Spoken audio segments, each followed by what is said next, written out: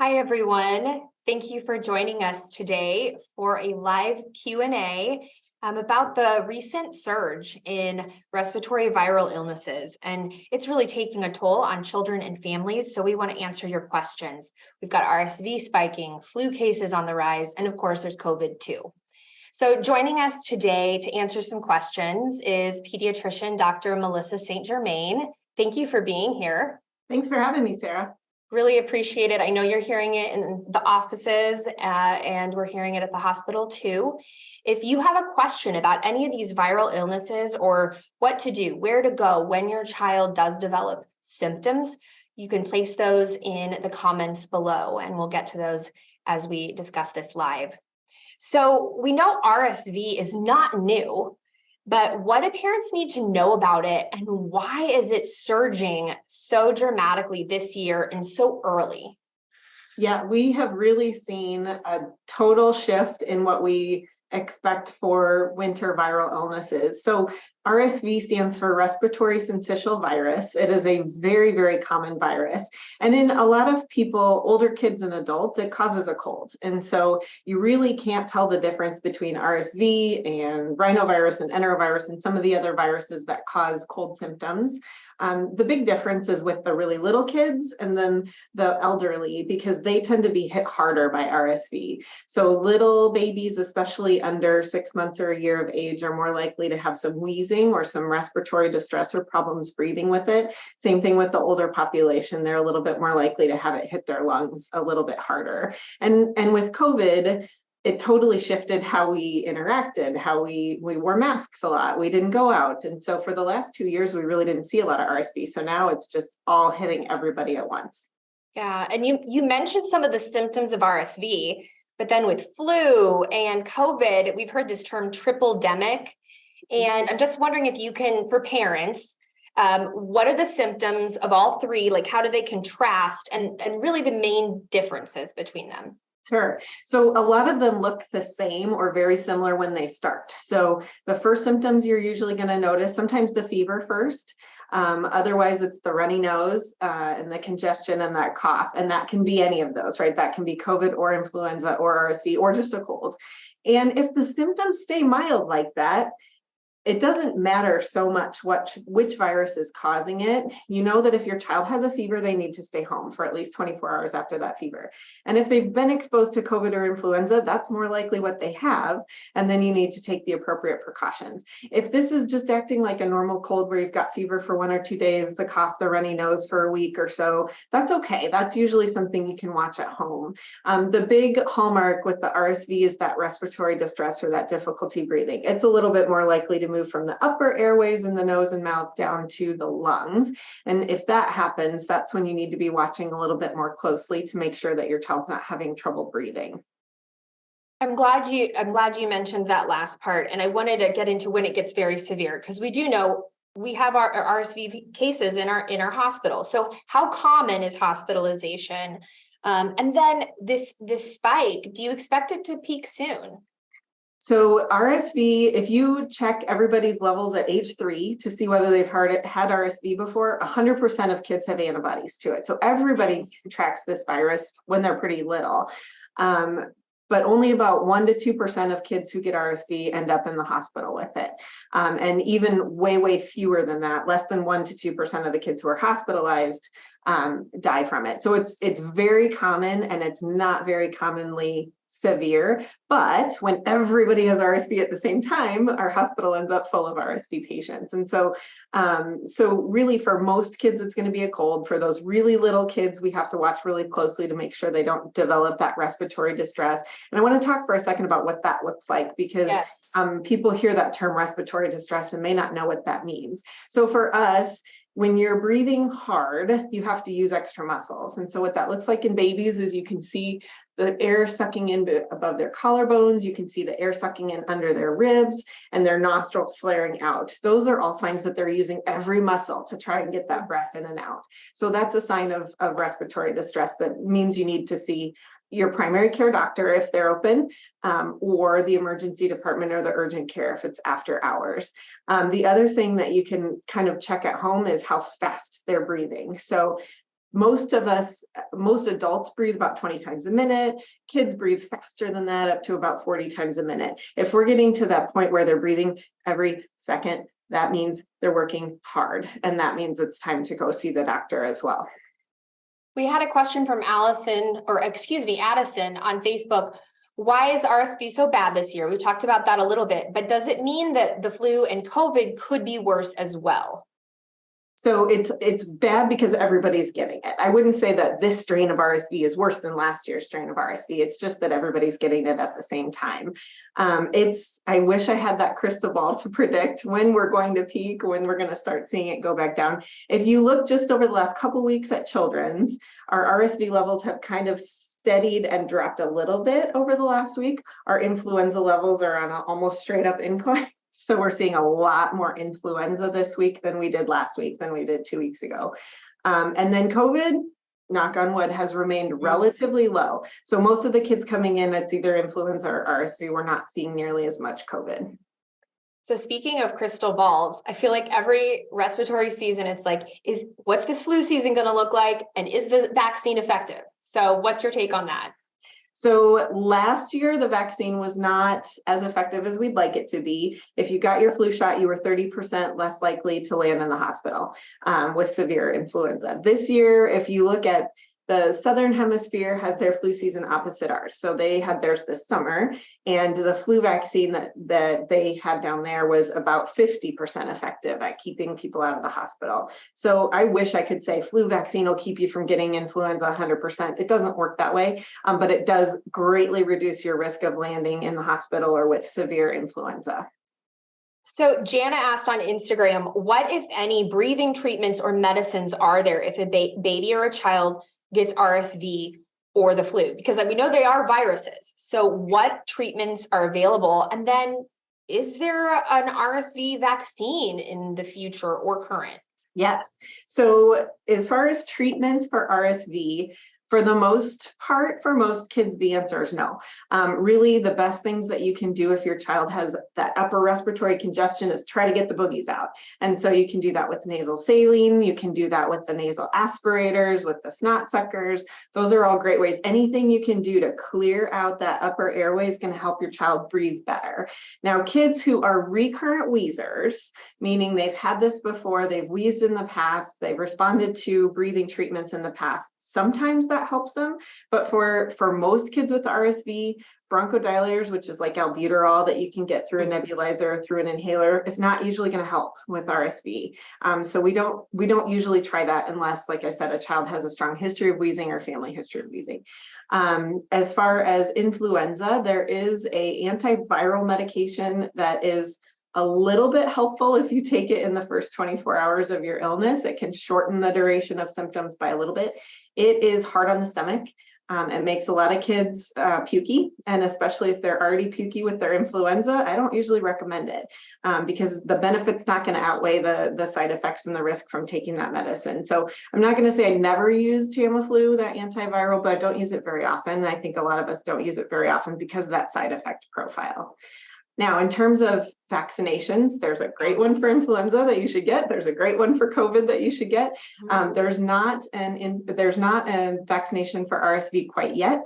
It's in development. They're doing trials around the country. Hopefully within the next year or two, we'll have an RSV vaccine really aimed at pregnant women because it's the really little babies that are at highest risk, and then for older people.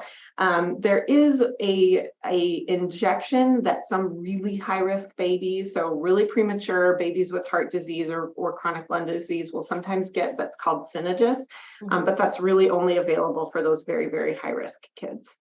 So Laura asked, can kids get RSV more than once in a season? Yes. So that's part of the reason we don't have an RSV vaccine yet, is because that virus mutates very rapidly. It changes really fast. Okay. So where you need your flu shot every year because the flu changes, RSV is even faster than that. So it's been a challenge to try to make a vaccine that'll last for longer than 6 months. So most people won't get it more than once in a season, but you can. And most people will have it several times throughout their lifespan. So this is a question that every parent comes to.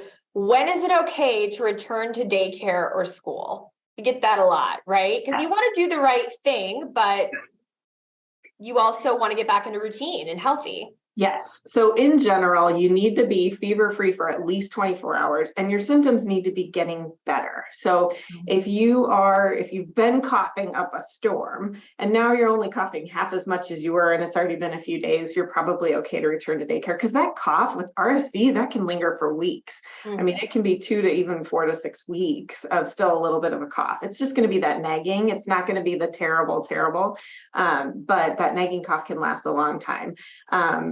If you know you've been exposed to COVID, you really need to follow those COVID guidelines. If you know you've been exposed to influenza, then there's guidelines for that too. But really, it's you've got to be getting better before you should go back. And it also depends on where you're going back to, right? So if your child's had influenza this weekend, you probably shouldn't do Thanksgiving if you're going to be around high-risk grandparents or tiny babies, because you really need to be recovered and not coughing on people. And so I wish I had a hard and fast guideline, but you kind of have to watch those symptoms. Yeah. So we care for a lot of kids who are, chronically ill, medically complex at children. So very aware that there are some high risk pediatric populations. And a community member from Instagram asked, what is Children's doing to protect the high risk pediatric population? What's your good word for parents of those kids? So we have been universally masking in all of our patient care areas since the pandemic started, and we're going to continue to do that at least through this winter, because we've got these 3 really contagious respiratory illnesses that we're trying to fight. So I know that's been somewhat frustrating for some of the other families who see us, because they don't always understand that when we're asking everyone to put a mask on, it's not just to protect us or just to protect you, it's to protect everyone who's coming into our doors, including those really high risk medically fragile kids. So you mentioned Thanksgiving coming up here, 2 days, holiday season. What are your top tips for staying healthy? Because I feel like maybe we know them, but it never hurts. We're going to say them again, because you can't say That's them.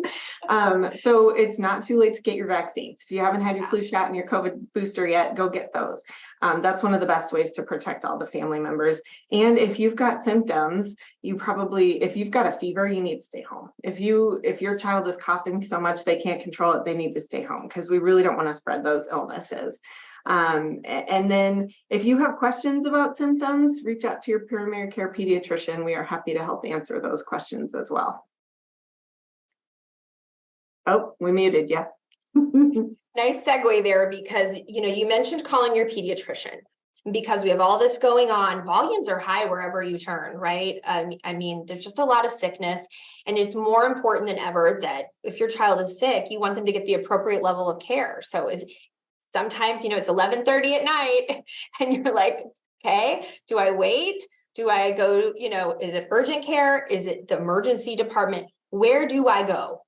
Yeah. And, all of us need help with this question, that, the hospital certainly as well. So what guidance do you have for families? Yeah, so it's really watching how hard they're breathing. That's the number one thing.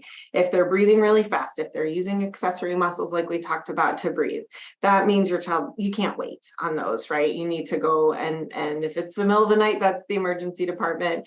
In the evenings, we do have our urgent care. Now, both of those have seen a lot of RSV and other illnesses. And so we're seeing higher wait times than we usually see right now. So if you feel like your child is safe to watch at home, their breathing's controlled, it's okay to wait till the next morning. The other thing is hydration status. When kids feel sick, they don't tend to eat and drink as well. And so you want to make sure that your child's having at least 3 wet diapers or wets every day. That means they're drinking enough to stay hydrated. The food's not such a big deal. If they don't eat great for a couple of days, that's okay, but you got to make sure that they're still drinking. And then you can always call your pediatrician's office. Most of us have overnight answering services that can triage and help talk you through whether they think you need to be seen tonight or whether it can wait till tomorrow morning. You really talked about the breathing, and we've been talking about the viral illnesses, but beyond that, just for that urgent care, emergency department question. And then we have a new option available, this virtual urgent care visit.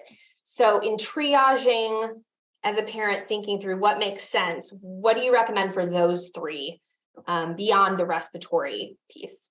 Yeah, and you can always start, if these symptoms are starting kind of earlier in the day, call your pediatrician first because they can help talk you through. And even if they don't have appointments available left at that day, they can help talk you through whether this could be a virtual visit. A lot of things can be virtual visits because we can assess that on video, how hard your child's breathing. We can help you count their breaths per minute. We can talk you through all that hydration status and things like that. We can check color, make sure that their lips are still pink and those sorts of things on a video visit. And if we feel like you need to come in, then we can bring you in. But a lot of things is just this sort of education and reassurance on what to watch for, and we can do all of that virtually.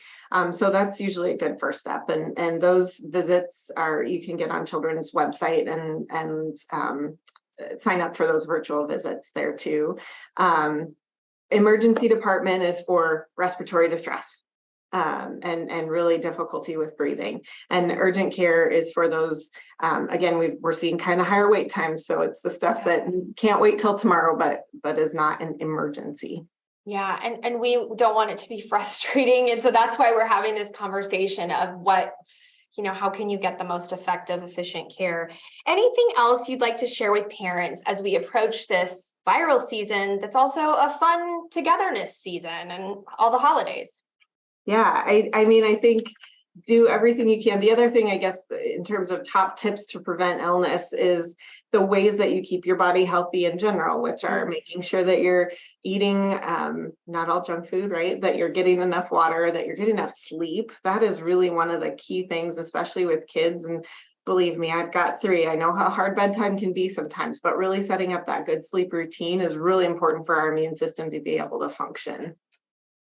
And, another point before we go with COVID and testing before the holidays, what do you recommend for home testing versus in-office testing?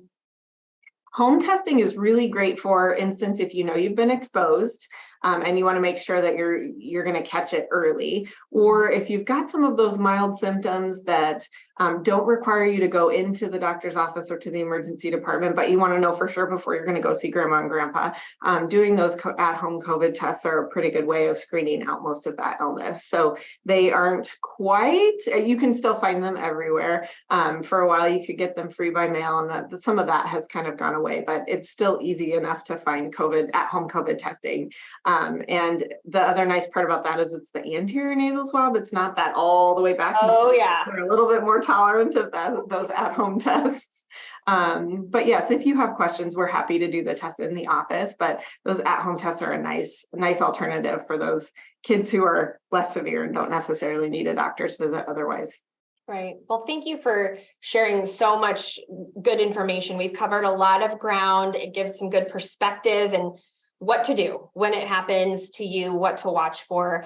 And we really appreciate you tuning in, staying informed, and a super shout out to our pediatric team who has been busy with a lot of high need, high demand volumes. So we appreciate all they're doing to keep kids healthy too.